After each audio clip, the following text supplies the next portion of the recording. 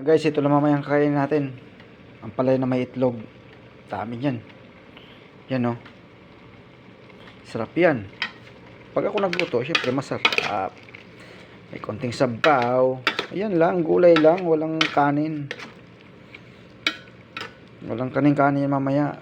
Lahat gulay lang kakainin natin. Ang palaya.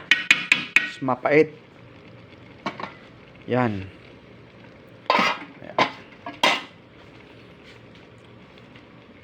Ito na.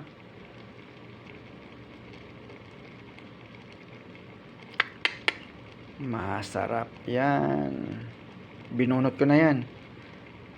Ang palaya lang la. Ha? Ang palaya lang. Sa kalam.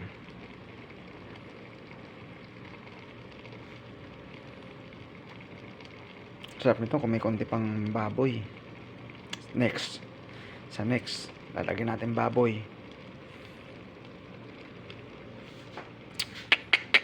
Sarap nito. Gulay lang. Sa kalam. Thank you kay Lord sa pagkain sa araw-araw na binibigay niya. Tayo lagi magpasalamat at sa araw-araw na pagkadilat natin sa umaga, tayo magpasalamat. Dahil kinising niya tayo at binantayan habang tayo natutulog. Ito rin salamat din kay Lord sa pagkain sa araw-araw na binibigay niya. Walang bagoong yan kasi bawal ako.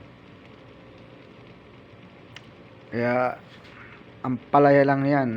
Tapos may sili na malaki. Tsaka itlog. Ginisa ko lang sa bawang at saka sibuyas. Takpan ko na. Takpan ko na.